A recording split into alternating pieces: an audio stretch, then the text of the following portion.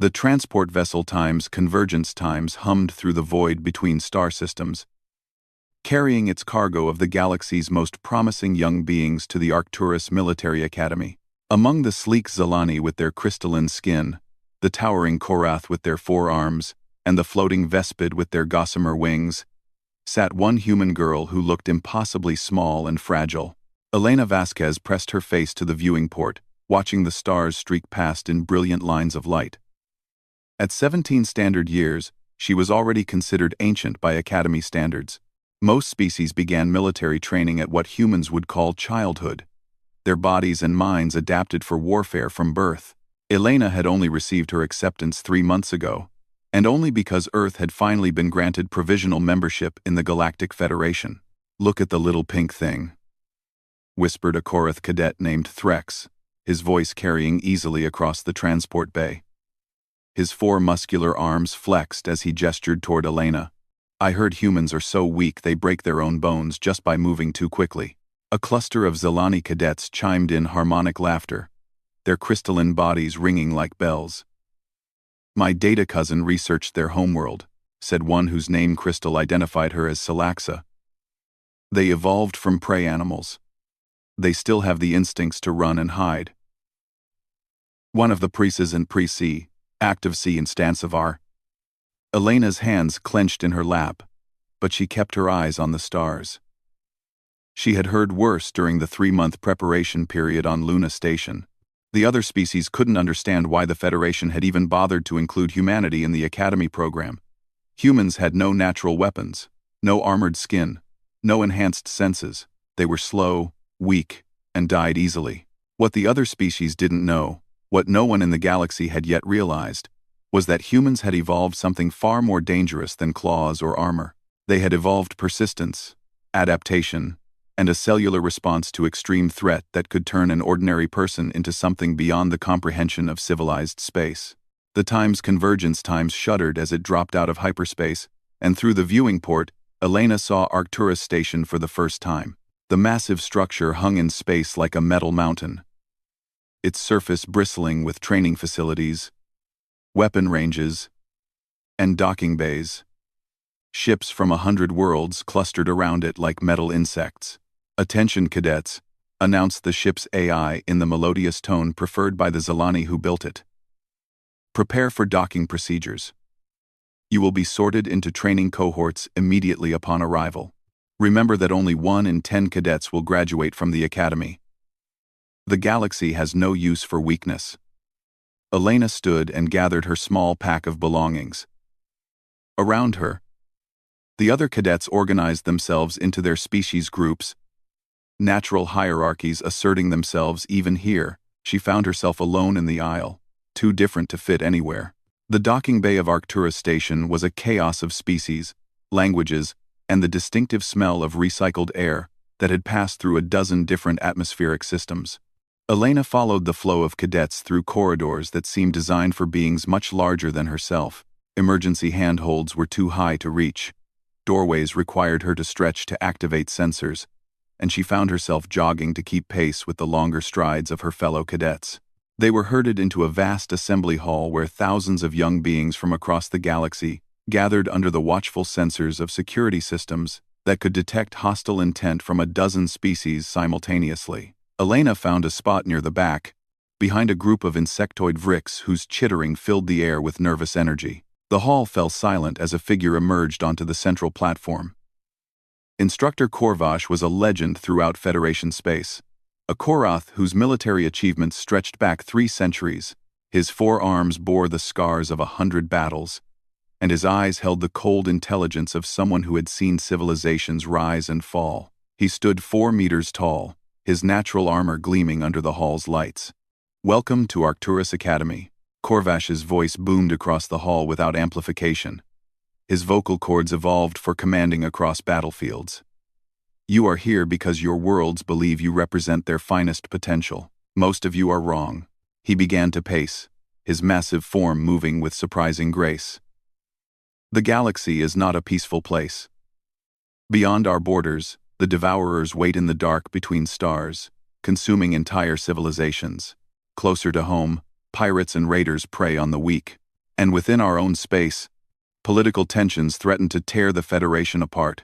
Elena listened intently, memorizing every word. This was why she was here.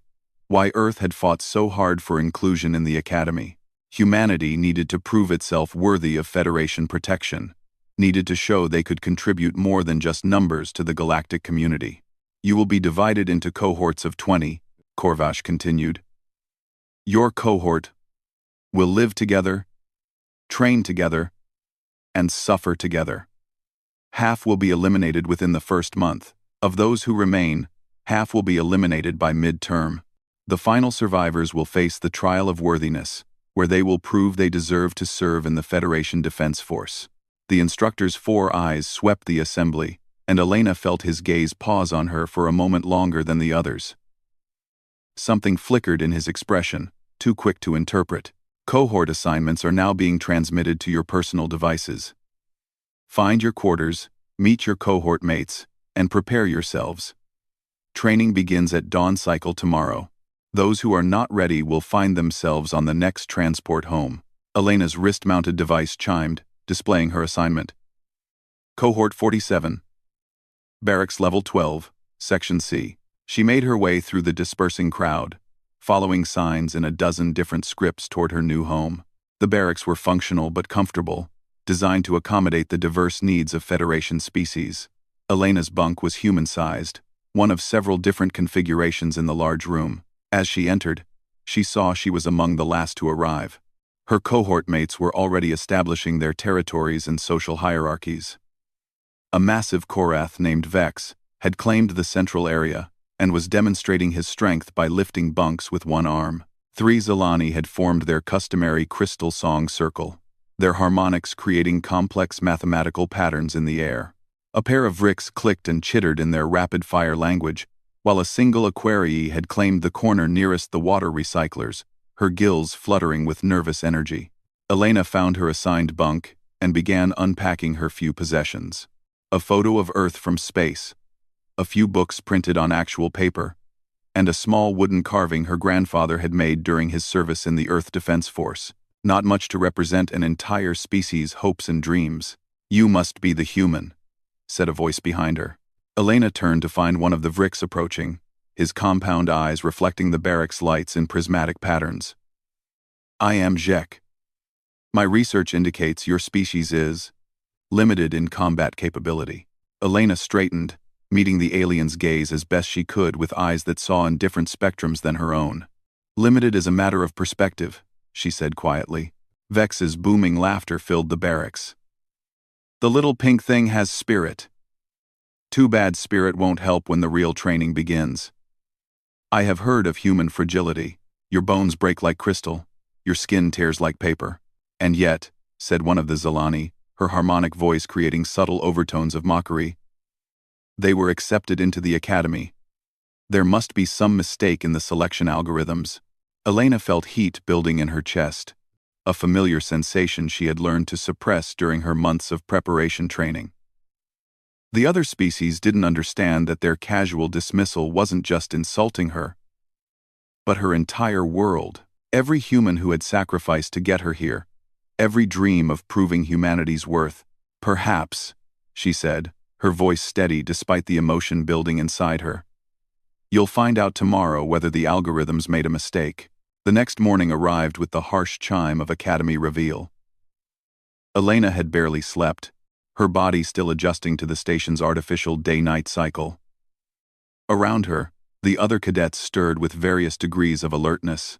The Vrix needed almost no sleep and had spent the night in meditation, while the Aquarii had never fully stopped moving, her species' biology requiring constant motion. They assembled in the corridor outside their barracks, joining hundreds of other cadets, converging on the central training complex. Elena found herself swept along in the tide of beings, each species moving in their characteristic patterns.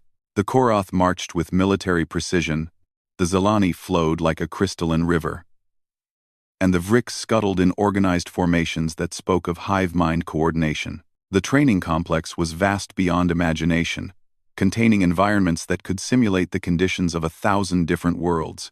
Elena saw chambers filled with methane clouds for the Gasper species, underwater zones for the Aquarii, and gravity fields that could be adjusted from barely detectable to crushing.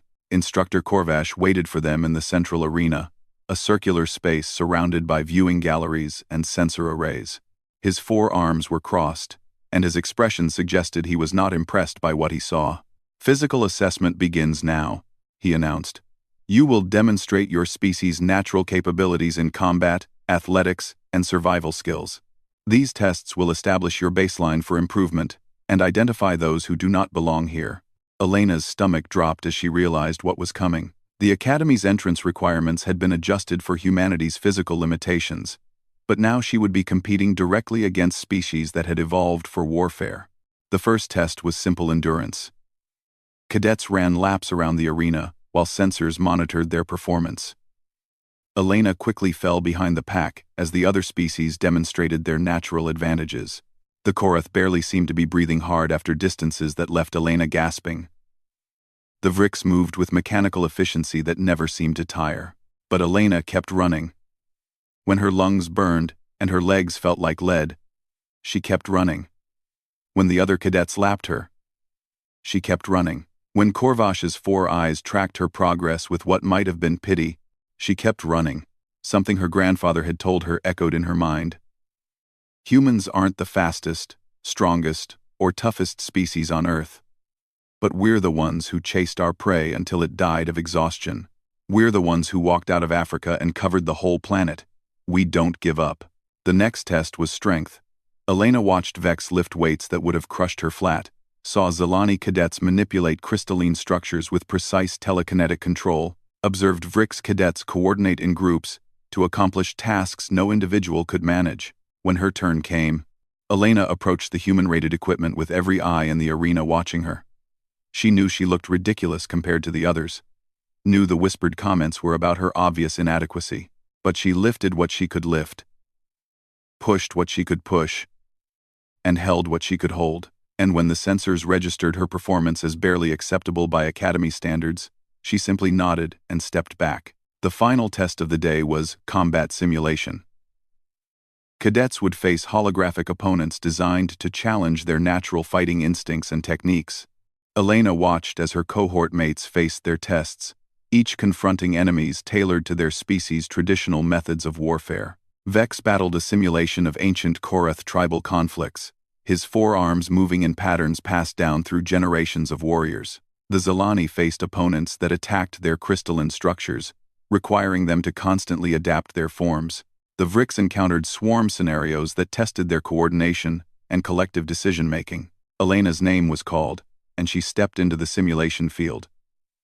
The arena around her dissolved, replaced by the environment the Academy's computers had determined was most appropriate for testing human combat instincts. She stood in what looked like an Earth savanna at twilight, long grass swaying in a virtual breeze. The air smelled of dust and distant rain. For a moment, Elena felt a pang of homesickness so sharp it nearly brought tears to her eyes. Then the predator appeared. The simulation had chosen well. It wasn't some alien creature Elena had no context for understanding. It was a perfect recreation of a cave bear, one of the predators her ancestors had faced during humanity's early development. 3 meters of muscle and fury, with claws that could tear through armor and jaws that could crush bones. Elena had no weapons, no natural armor, no enhanced abilities. She was just a 17-year-old girl from Earth, facing a creature that could kill her with a single swipe of its massive paws. The bear charged, moving with surprising speed for something so large. Elena's mind went blank, and something deep in her cellular memory took control. Not thought, not training, but something far older and more primal. She didn't try to fight the bear directly.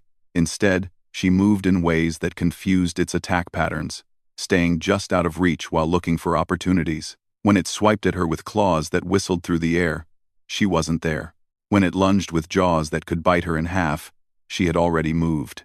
The watching cadets fell silent as they witnessed something they had never seen before. Elena wasn't stronger or faster than the bear, but she was adapting to it in real time, learning its patterns and finding ways to exploit them.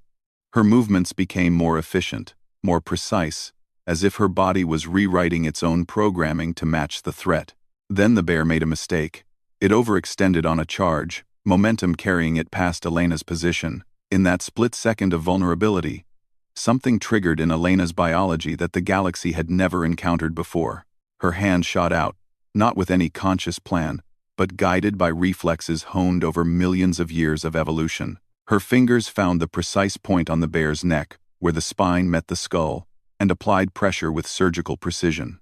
The massive creature dropped as if someone had flipped a switch. Elena stood over the fallen simulation, her chest heaving, not entirely sure what had just happened. Around her, the arena was completely silent. Even the ever-present hum of the station's systems seemed to have paused. Instructor Corvash's 4 eyes were fixed on her with an expression she couldn't read. When he finally spoke, his voice carried a note she had never heard from him before. "Class dismissed," he said quietly. "All cadets return to barracks.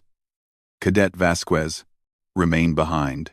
As the other cadets filed out in whispered conversations, Elena stood alone in the arena with the most feared instructor in the academy. She had no idea what she had done, or why everyone was looking at her like she had just grown a second head.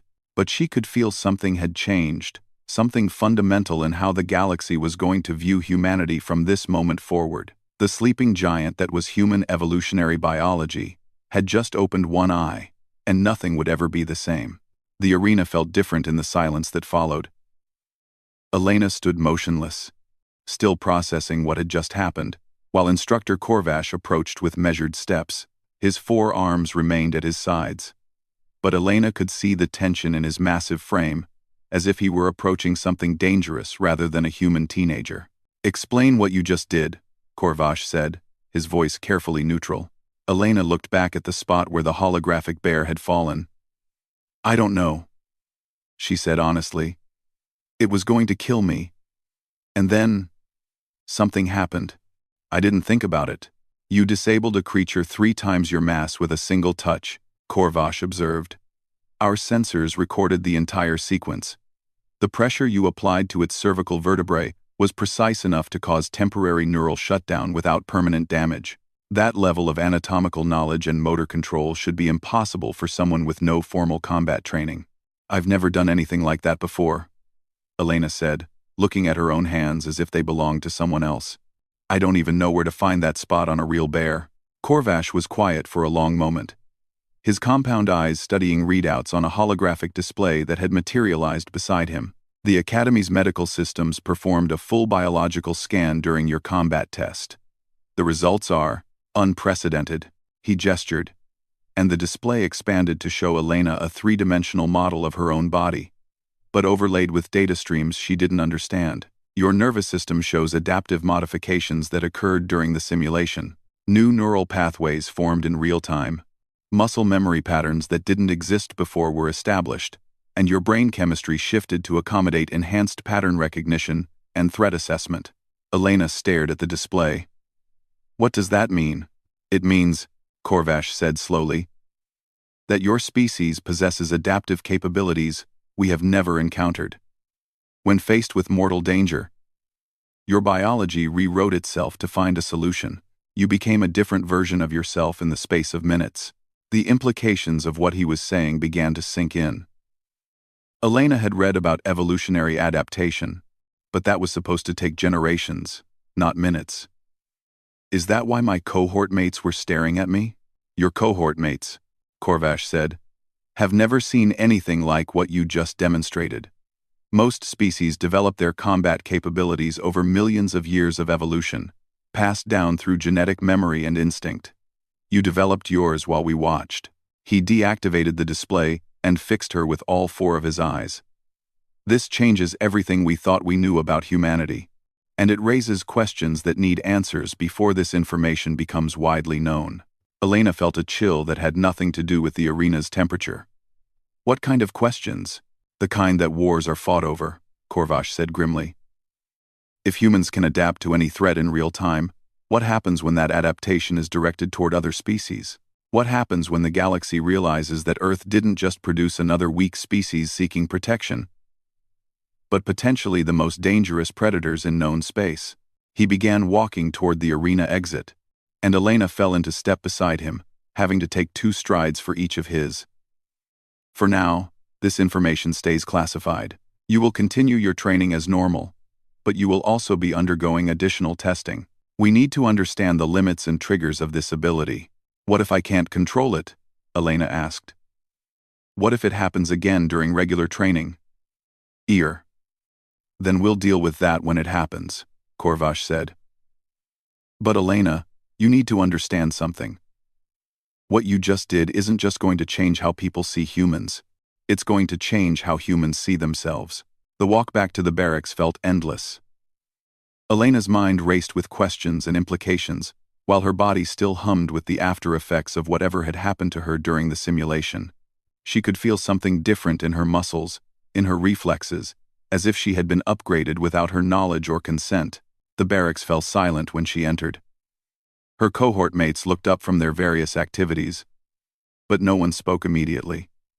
The easy dismissal from earlier in the day was gone, replaced by something that might have been wariness. Vex was the first to break the silence. The massive Korath approached with his usual swagger. But Elena noticed he stopped just outside what might be considered striking distance. What did you do to that bear? Human, our combat instructors are sharing the recording through the Academy network. Everyone wants to know how something so small killed something so large. I didn't kill it, Elena said quietly. I just stopped it. Stopped it how? Demanded Salaxa, the Zelani whose crystalline form was resonating with curiosity harmonics. Our species' combat computers have analyzed the recording. They cannot identify the technique you used. Elena sat heavily on her bunk, suddenly feeling the weight of every eye in the barracks. I don't know what technique I used. I didn't know I was using any technique. The Aquarii, whose name Elena still hadn't learned, spoke for the first time since arriving at the Academy. Her voice carried the fluid tones of her water-world origins. My people have legends of the void swimmers, creatures that could adapt to any environment or threat instantly. We thought they were myths. Maybe they were based on something real, suggested Jack, his compound eyes reflecting the barracks lights. Maybe there are species in the galaxy that can evolve in real time. If that were true, Vex said slowly, such a species would be incredibly dangerous. Adaptation is the most powerful weapon in nature. Elena felt the weight of their attention like a physical thing. These beings came from civilizations that spanned millennia, from worlds where evolution had been guided and shaped by intelligence and technology. The idea that natural evolution could still produce surprises was apparently disturbing to them. I'm still the same person I was this morning, Elena said, though she wasn't entirely sure that was true. I didn't ask for whatever this is, but you have it, Salaxa pointed out. And that changes everything. The next few days passed in a blur of intensified training and subtle isolation. Elena found herself excelling at exercises that had seemed impossible before, her body adapting to challenges with an efficiency that bordered on supernatural. Her endurance improved daily, her strength increased noticeably, and her reflexes sharpened to the point where she could react to threats before her conscious mind had processed them. But with each adaptation came a growing distance from her cohort mates. They watched her with a mixture of fascination and fear, as if she were some exotic predator that might turn on them without warning. The other cadets in the academy had heard about the bear incident through the unofficial networks that existed in any military institution. Elena found herself the subject of stares and whispered conversations wherever she went. Some looked at her with curiosity, others with suspicion, and a few with what might have been fear. It was during hand-to-hand combat training that the situation reached a breaking point. Elena was paired with a Korath cadet from another cohort, a younger version of Vex named Korthak, who clearly saw her as an opportunity to prove his superiority. So you're the human everyone is talking about, Korthak said, as they faced each other on the training mat.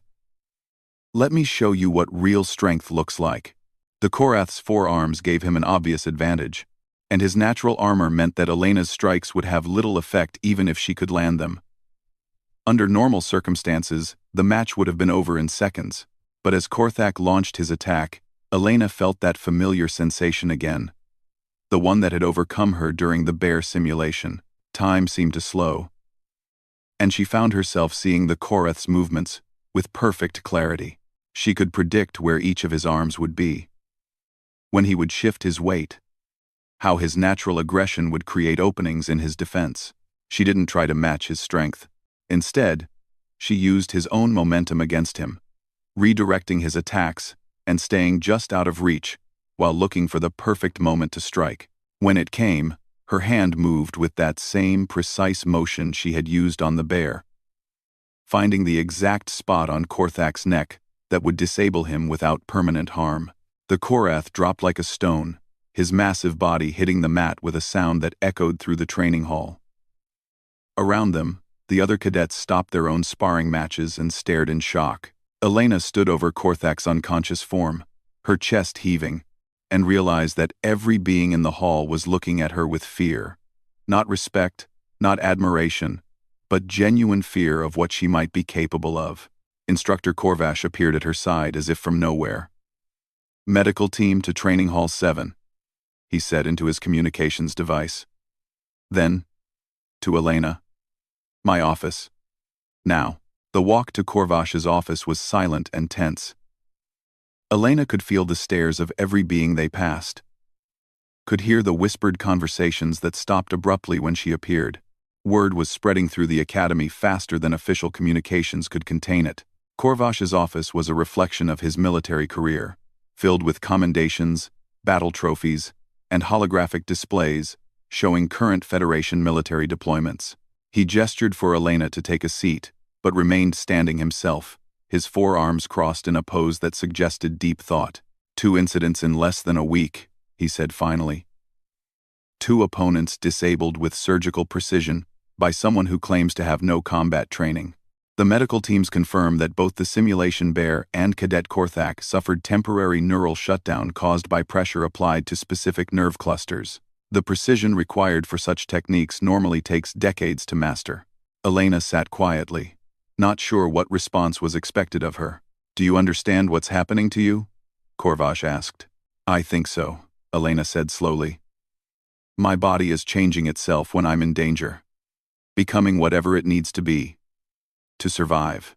More than that," Korvash said, "it's becoming whatever it needs to be to win. There's a difference between adaptation for survival and adaptation for dominance. What you're demonstrating is the latter." He activated a holographic display showing Federation space, with hundreds of star systems connected by trade routes and defense networks. The galaxy has been stable for centuries because every species knows their capabilities and limitations.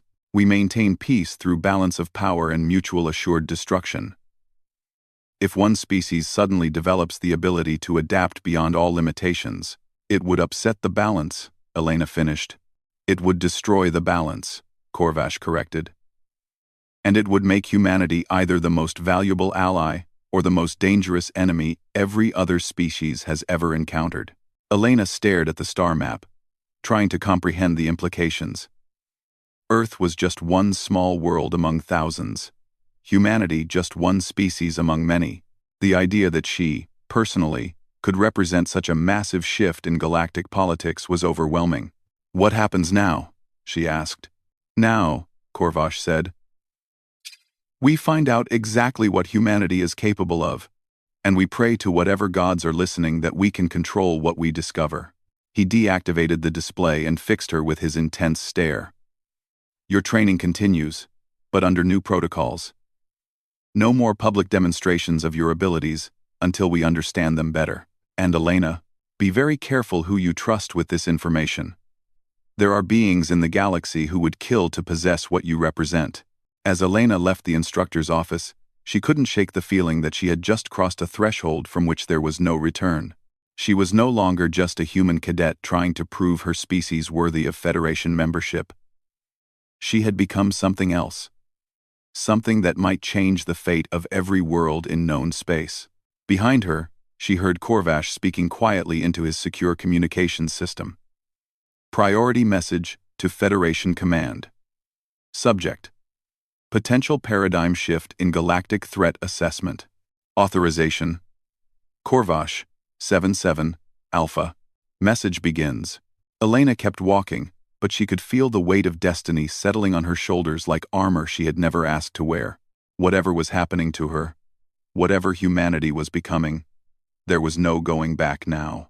The galaxy was about to learn that sometimes the most dangerous predator is the one that doesn't look dangerous at all. The secure medical facility deep within Arcturus Station hummed with the kind of advanced technology that most species considered theoretical. Elena lay on an examination table, surrounded by sensors that could analyze matter down to the subatomic level, while Dr. Thyssen, a Zelani xenobiologist, studied readings that defied conventional understanding. "The cellular changes are accelerating," Dr. Thyssen announced, her crystalline form resonating with frequencies of scientific fascination. "Your muscle fibers are reorganizing at the molecular level. Your neural pathways are establishing new connections faster than our instruments can map them, and your bone density has increased by 12% in just 1 week." Elena watched the holographic displays showing her body in cross-section, layered with data streams that painted a picture of transformation she couldn't fully comprehend. "Is it dangerous? Am I going to burn out or something?" "Unknown," Dr. Thyssen admitted. "We have no baseline for comparison. Your biology is rewriting the fundamental rules we thought governed organic development." Instructor Korvash stood in the observation area above the medical bay, his forearms clasped behind his back as he studied the readings. Through the reinforced transparasteel, Elena could see him speaking with figures she didn't recognize, beings in the dark uniforms of Federation intelligence. The medical examination continued for hours, each test revealing new impossibilities. Elena's reflexes had improved beyond the theoretical maximum for her species. Her pattern recognition abilities had expanded to process visual information across spectrums she shouldn't be able to perceive. Most disturbing of all, her brain was developing new structures that had no analog in any known sentient species. "There's something else, Doctor," Thyssen said quietly, her harmonic voice dropping to frequencies that suggested uncertainty. "Your genetic code is showing signs of active modification. Not random mutation, but directed changes that appear to be preparing your body for threats you haven't encountered yet." "What kind of threats?" Elena asked, though she wasn't sure she wanted to know the answer. "That's what concerns us, Doctor," Thyssen replied. "Your cellular adaptation appears to be anticipatory rather than reactive. It's as if your biology is preparing for conflicts that haven't happened yet."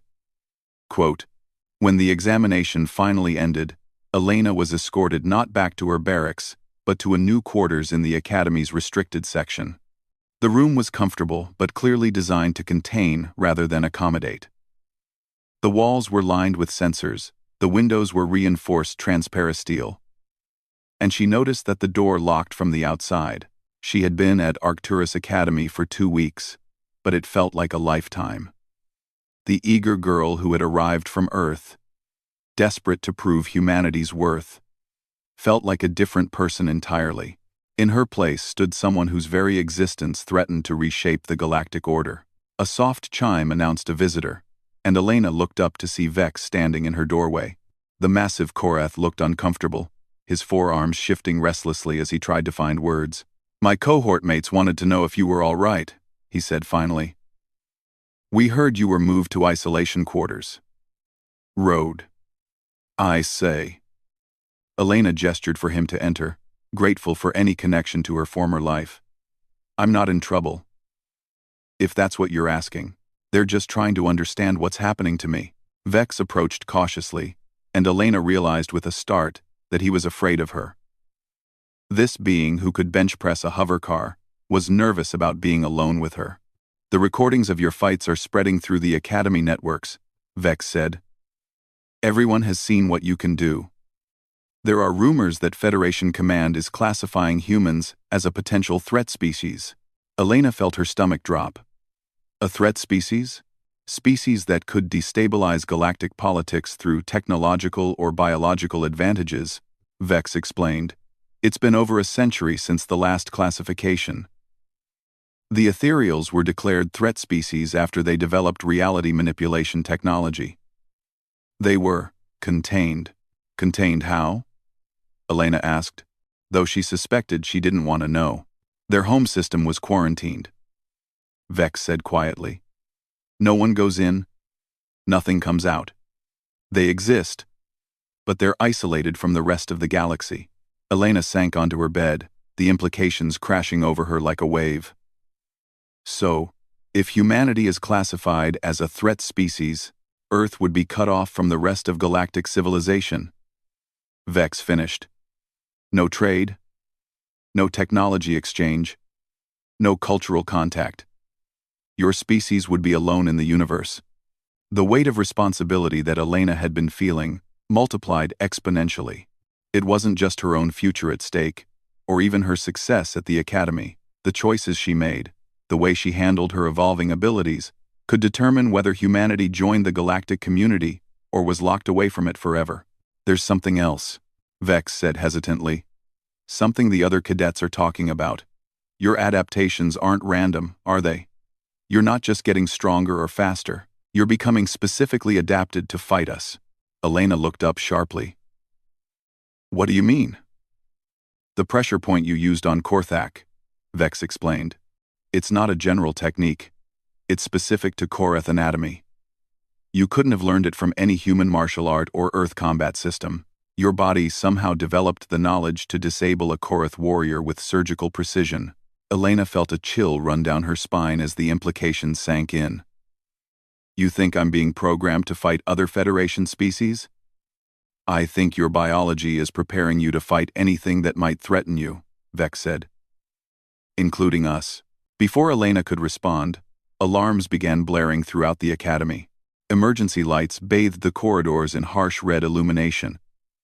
And the station's AI began announcing in multiple languages. All cadets report to designated emergency stations. This is not a drill. All cadets report to designated emergency stations. Vex's 4 eyes went wide. That's the alarm for external attack, he said. Something's coming. They rushed to the observation deck, joining hundreds of other cadets who were staring out into space in shock. In the distance, visible against the starfield, a massive ship was approaching Arcturus Station. But this wasn't any Federation vessel Elena had ever seen. The ship was organic, grown rather than built, its hull rippling with bioluminescent patterns that hurt to look at directly. It moved through space with undulating motions that suggested it was alive. And Elena could see smaller organisms detaching from its surface like antibodies from a massive cell. Devourers, whispered Salaxa, her crystalline form resonating with frequencies of terror. The Devourers have found us. Elena had read about the Devourers in her pre-academy briefings, but the files had been mostly classified. What she knew was fragmentary. An extragalactic species that consumed entire civilizations. Beings that seemed to exist for the sole purpose of converting organic matter into more of themselves. The Academy's defensive systems came online, weapons batteries extending from hidden emplacements throughout the station. But Elena could see that they were vastly outgunned. The Devourer ship was kilometers long, and the scanner readings scrolling across emergency displays showed that its bio-armor could probably withstand everything the Academy could throw at it. All cadets to emergency shelters, announced Instructor Korvash over the communication system. This is not a training exercise. Move quickly and quietly to your assigned positions. But Elena didn't move toward the shelters. Instead, she found herself drawn to the observation deck's tactical displays, studying the approaching threat with an intensity that surprised her. Her enhanced pattern recognition was processing the Devourer ship's movement patterns, analyzing its structure and behavior. Elena, Vex said urgently, we need to get to the shelters. No, Elena said quietly, her voice carrying a certainty that made the massive Korath pause. We need to fight. Fight? Salaxa's harmonic voice cracked with disbelief. We're cadets. What could we possibly do against Devourers? Elena was studying the tactical displays more intently now, and she could feel something shifting in her mind. New neural pathways were forming, processing information about the alien threat, and developing strategies with an efficiency that should have been impossible. The Devourer ship is biological, she said, her voice taking on a clinical tone that didn't sound quite like her own. That means it has biological vulnerabilities. Pressure points. Critical systems that can be disrupted with precise application of force. She turned to face the other cadets. and they stepped back involuntarily at what they saw in her eyes. Elena's gaze had become predatory, calculating, as if she were looking at them as potential threats to be neutralized, rather than friends to be protected. My biology is adapting to analyze the devourers, she continued. I can see their weaknesses, understand their attack patterns, but I need to get closer to gather more data. Closer? Vex said incredulously. Elena, those things consume entire planets. Getting closer to them is suicide. Not for me, Elena said with a confidence that chilled everyone present. I'm becoming what humanity needs to be to survive this. What the galaxy needs us to be. She was moving toward the docking bays now, and the other cadets found themselves following despite every instinct screaming at them to run. Elena's adaptations were becoming more pronounced with every passing minute, her movements more fluid, her awareness expanding beyond normal human parameters. In the docking bay, small fighter craft sat ready for emergency evacuation procedures. Elena approached one of the single-seat interceptors, her hands moving over the controls with knowledge she shouldn't possess. Elena, stop, came Instructor Corvash's voice from behind her. He had arrived with a security detail, but they made no move to restrain her. You don't know what you're doing. I know exactly what I'm doing, Elena replied, and when she turned to face him, Corvash saw something in her expression that made his four hands move instinctively toward his weapons. I'm becoming what I need to be to protect my species. What I need to be to protect this galaxy. She climbed into the interceptor's cockpit, and the craft responded to her touch as if it had been built specifically for her. Her enhanced nervous system interfaced with the fighter's control systems, creating a symbiosis between human pilot and alien technology. If you try to stop me, Elena said, her voice carrying harmonics that reminded everyone present of predator calls from their respective homeworlds. I will adapt to overcome you. All of you. Corvash stared at her for a long moment, then slowly stepped back. Launch bay clearance authorized, he said quietly into his communicator.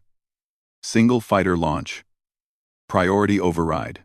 As Elena's interceptor launched into space toward the approaching Devourer ship, those watching from the Academy realized they were witnessing something unprecedented in galactic history. Humanity's first contact with an extinction-level threat was about to reveal what their species could become when survival was no longer guaranteed. Behind her, Elena left a station full of beings who were beginning to understand that the galaxy's greatest threat might not be the aliens consuming civilizations from outside. It might be the humans adapting to fight them from within. Elena's interceptor cut through space toward the Devourer ship with a precision that defied her lack of formal flight training. Her nervous system had integrated completely with the craft's control systems, turning the fighter into an extension of her evolving biology. Through the cockpit displays, she could see the massive bioship growing larger with each passing second, its organic hull pulsing with alien life. Behind her, Arcturus Academy's defensive systems opened fire, sending streams of energy and projectile weapons toward the approaching threat. The weapons struck the Devourer ship's surface and were absorbed without any visible effect. The bioarmor adapting to each attack in real time and developing immunity within seconds. Interceptor, Alpha 7. Return to base immediately, came Instructor Corvash's voice through the communication system. You are approaching a hostile vessel of unknown capabilities. Elena's response came in a voice that was becoming less recognizably human with each word. Negative. Proceeding with reconnaissance and threat assessment. My biology is providing tactical analysis unavailable through conventional sensors.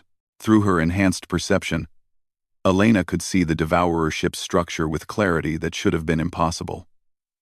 The organic hull wasn't just armor. It was a complex network of sensory organs, defensive systems, and manufacturing centers all integrated into a single living entity.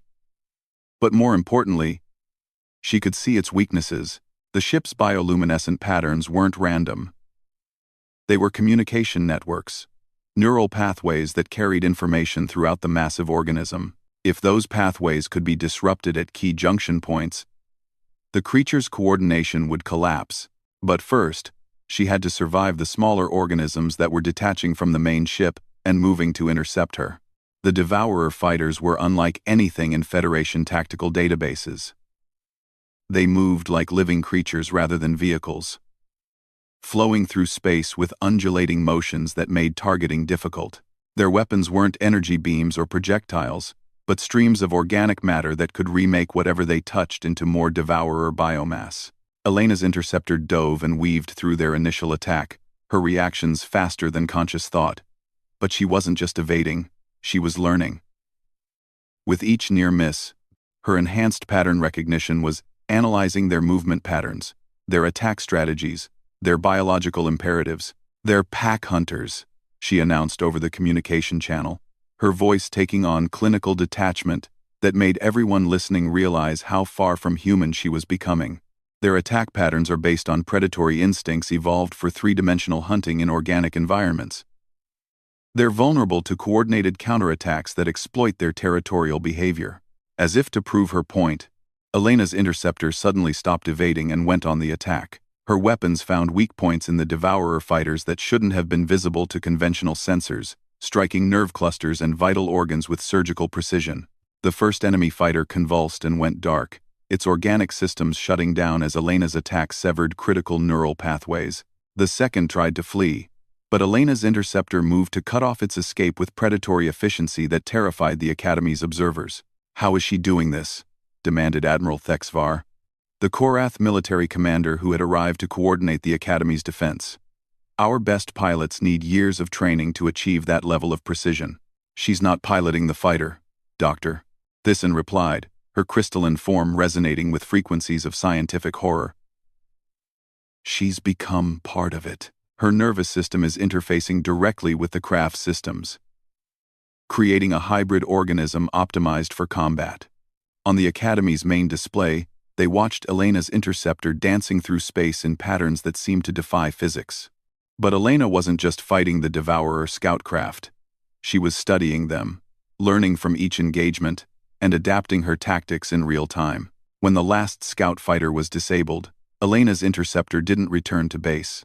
Instead, it accelerated toward the main Devourer ship, its weapons powering up for an attack that every military analyst watching knew was suicide. "Alpha 7, abort your attack run," Admiral Thexvar commanded. "Return to base immediately." "That's a direct order." Elena's response came back distorted by harmonics that sounded less human and more like the predator calls that haunted the nightmares of a dozen species. "Negative. I am proceeding with primary objective. The threat must be neutralized." Her interceptor struck the Devourer ship's hull and immediately began burrowing into the organic armor. Elena had abandoned any pretense of conventional tactics. Instead, she was using her fighter as a projectile, driving it deep into the alien vessel's living tissue. The Academy's sensors lost track of her signal as she penetrated the bioship's hull, but her voice continued to transmit across emergency frequencies, now carrying harmonics that made translation software malfunction. "Internal structure confirmed biological," came her report, though the words seemed to bypass normal auditory processing and speak directly to the listener's nervous systems.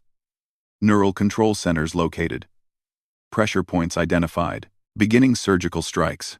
What happened next would be debated by xenobiologists and military strategists for decades to come. From the outside, the massive Devourer ship began to convulse, its bioluminescent patterns flickering and going dark in spreading waves. The smaller organisms that had been swarming around it suddenly lost coordination, drifting in space like leaves in a dead wind. Elena's voice came through the communication system one final time. But the being speaking was no longer recognizably the human girl who had arrived at the Academy 3 weeks earlier. "Threat neutralized. Devourer ship experiencing cascade neural failure. All hostile organisms entering dormant state. Primary objective achieved." The massive bioship went completely dark, its organic hull ceasing the rhythmic pulsations that had indicated life. In the space of minutes, Elena had accomplished what entire Federation fleets had never managed. She had killed a Devourer capital ship, but the cost was becoming apparent to everyone watching. "Elena, respond," came Instructor Korvash's voice over the communication system. "What is your status?" The response that came back was barely recognizable as human language. "Status. Optimal. Adaptation. Complete. Target. Eliminated. When Elena's interceptor finally emerged from the dead bioship, those watching could see that both pilot and craft had been fundamentally changed. The fighter's hull showed organic modifications that hadn't been there before, and when the cockpit opened, the figure that climbed out was something that had once been human, but was now something else entirely. Elena moved with fluid grace that was beautiful and terrifying in equal measure. Her eyes reflected light in spectrums that human eyes couldn't normally perceive, and when she spoke, her voice carried harmonics that made every species present respond with instinctive fear. "The threat has been neutralized," she announced to the assembled beings in the docking bay. "The Devourer ship and all its component organisms have been rendered inert. Secondary threats eliminated. Mission parameters exceeded." Admiral Vexvar approached cautiously, his 4 hands resting on his weapons, though he suspected they would be useless. "Elena, do you know where you are? Do you remember who you are?" Elena's head turned toward him with mechanical precision that was more unsettling than any display of aggression. "I am Elena Vasquez, cadet, Arcturus Military Academy, representing Earth and humanity in the Galactic Federation. My mission is to prove humanity's worthiness for Federation membership and protection. And do you believe you have accomplished that mission?" Admiral Vexvar asked carefully. Elena's expression shifted into something that might have been a smile but carried predatory overtones that made everyone present take an involuntary step backward. "I have demonstrated that humanity possesses defensive capabilities sufficient to protect Federation interests from extinction-level threats. I have proven that my species can adapt to overcome any challenge. You have also proven," came Dr. Thyson's harmonic voice, "that humanity may represent a greater threat to galactic stability than the Devourers themselves." Elena turned to face the Zelani scientist, and those watching saw her body language shift into something that suggested she was analyzing Dr. Thyson as a potential threat. "Explain. Your adaptations aren't random evolution, Dr." Thyson said, her crystalline form resonating with frequencies of scientific fascination and fear. "They're directed modifications designed to overcome specific challenges. You didn't just defeat the Devourers. You became something designed to hunt them. What happens when that adaptation is turned toward other species?" For a moment, Elena's expression flickered, and those watching caught a glimpse of the frightened human girl who had arrived at the academy. But then the predator reasserted itself, and when she spoke, her voice carried the certainty of an apex hunter. "I am what humanity becomes when faced with extinction. I am what any species becomes when survival is no longer guaranteed. The Federation has spent centuries maintaining balance through limitation and control, but the universe doesn't recognize those limitations." She gestured toward the dead Devourer ship visible through the docking bay's viewing ports. "The threats coming for this galaxy won't be stopped by conventional weapons or diplomatic solutions. They will be stopped by species willing to become whatever is necessary to survive. And humanity has just proven it is capable of that transformation." Admiral Vexvar studied Elena's transformed features, seeing something that no military manual had prepared him for. "What are you asking for, Cadet Vasquez?" I am asking for nothing," Elena replied. "I am stating facts. Humanity can adapt to overcome any threat this galaxy faces, but that adaptation comes at a cost. We become something other than what we were. The question the Federation must answer is whether it wants humanity as an ally in the coming darkness, or whether it prefers to face that darkness with species that cannot change." She began walking toward the docking bay exit, moving with the fluid grace of something that was only partially human. "I will return to my quarters now and await the Federation's decision regarding humanity's status. But understand this. What I have become today is only the beginning. When the real threats arrive, humanity will be ready.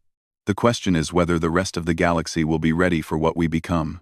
As Elena disappeared into the station's corridors, those she left behind began to understand the true implications of what they had witnessed. Humanity had just saved them from an extinction-level threat, but in doing so, had revealed itself to be potentially an even greater danger. The girl who had arrived 3 weeks ago, desperate to prove her species worthy of Federation protection, had become something that might force the Federation to choose between accepting humanity's evolution or containing it before it spread beyond control. And deep in the classified files being compiled by Federation intelligence, a new category was being created. Not threat species, but something far more dangerous. Evolutionary wildcard, unpredictable, potentially unlimited adaptive capability. Approach with extreme caution. 3 days after the Devourer attack, the Grand Council of the Galactic Federation convened in emergency session aboard the massive space station Times Unity *. Positioned at the gravitational center of Federation space, representatives from 200 species gathered in the council chamber, their various atmospheric and environmental needs accommodated by the most advanced life support technology in the galaxy. Elena stood in the center of the chamber, no longer restrained or guarded, but surrounded by empty space that no other being seemed willing to cross.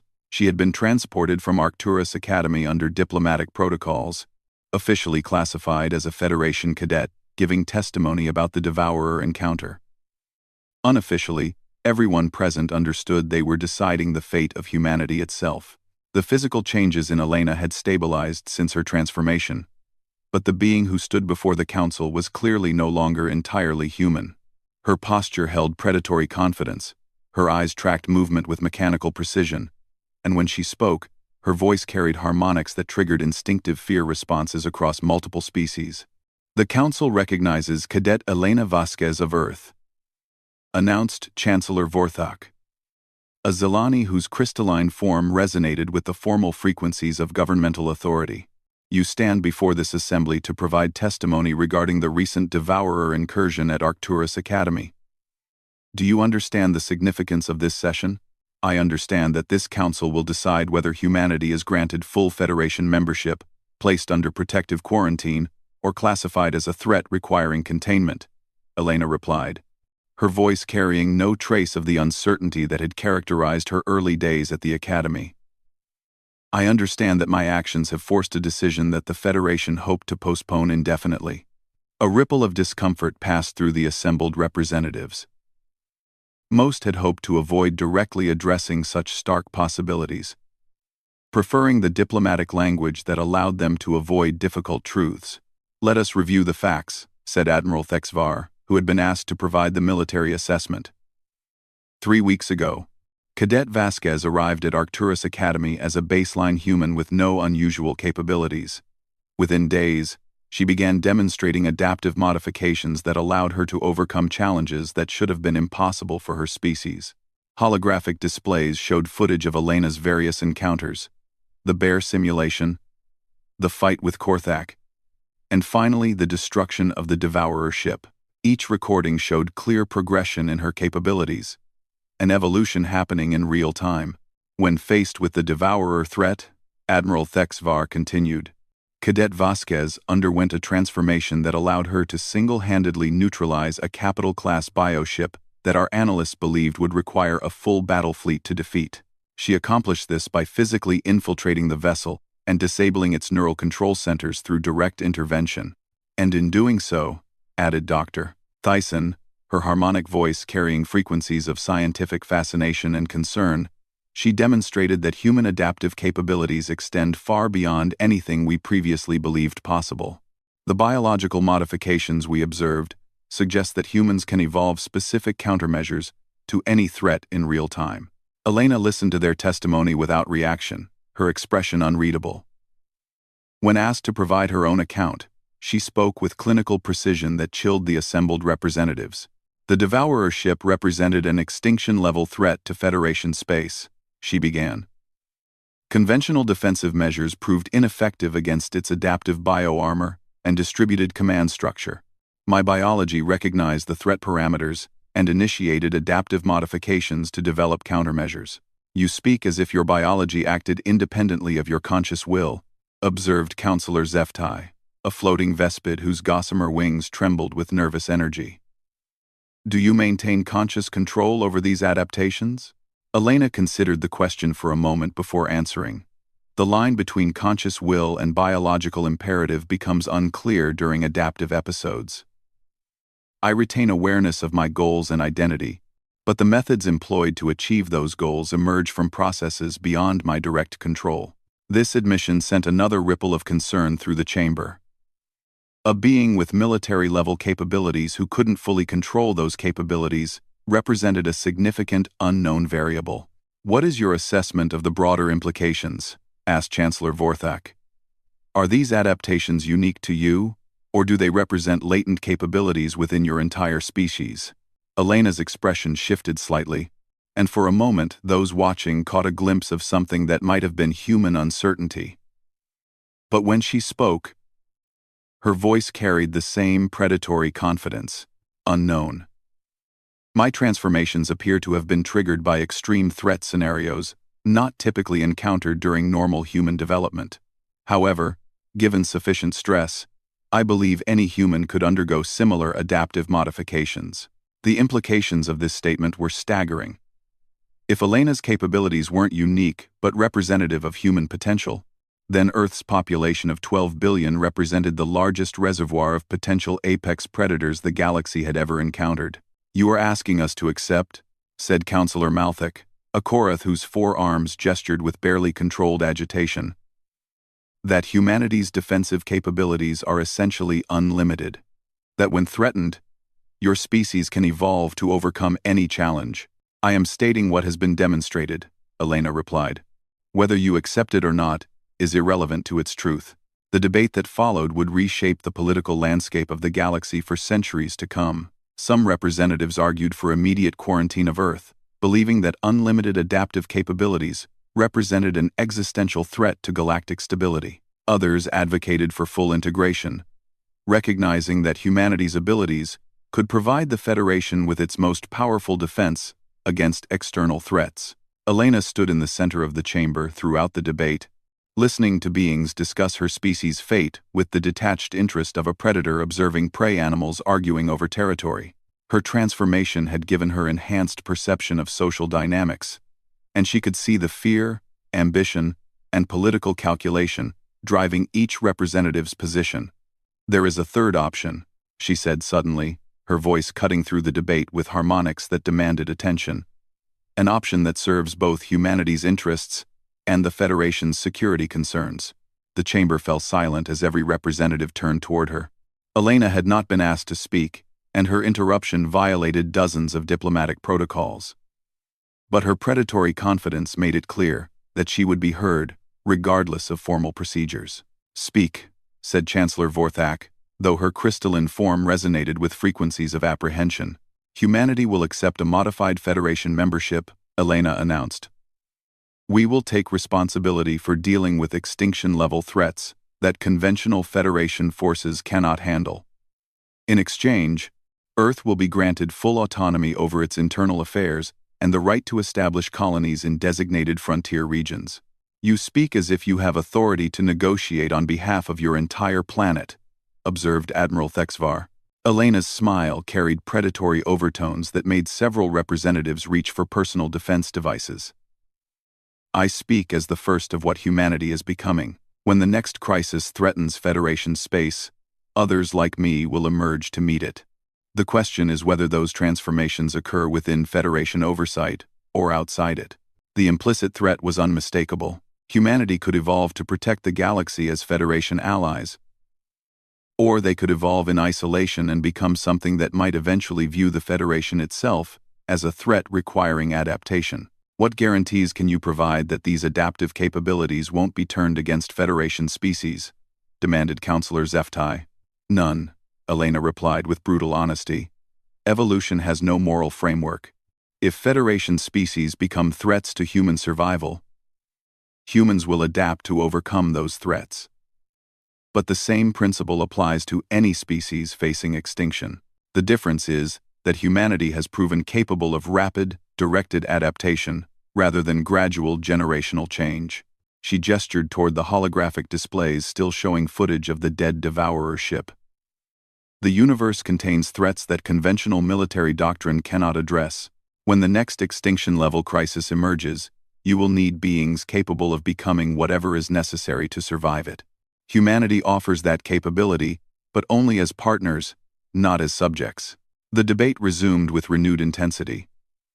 But Elena could see that the political dynamics had shifted. Her demonstration of human capabilities had made containment seem both necessary and potentially impossible. Integration offered the possibility of controlling humanity's evolution while benefiting from its defensive potential. Hours later, the vote was close but decisive. Humanity would be granted conditional Federation membership with unique status.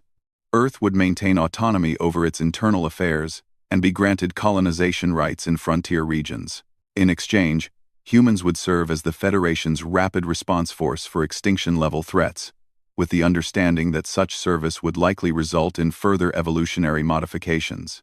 The Council recognizes the unique status of humanity within the Federation framework, Chancellor Vorthak announced.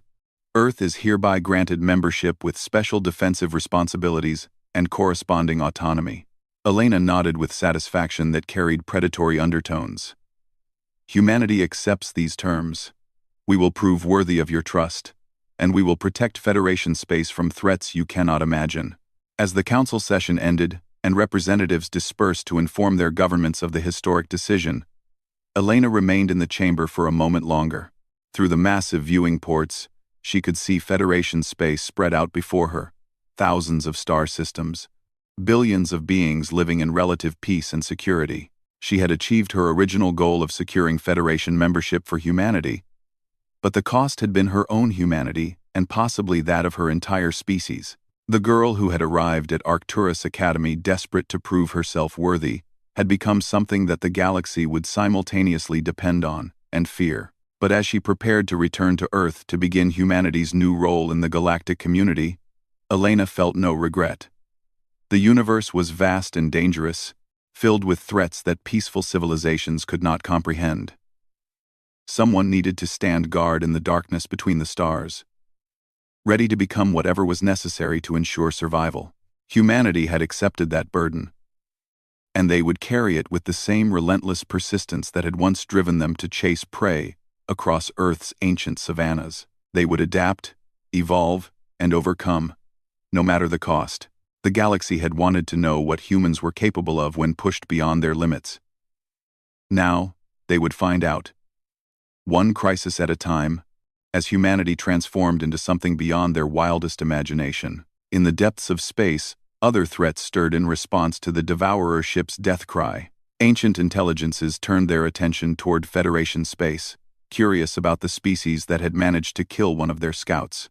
They would find out soon enough what humanity could become when faced with true extinction, and the galaxy would learn whether their new protectors were salvation or simply a different form of doom.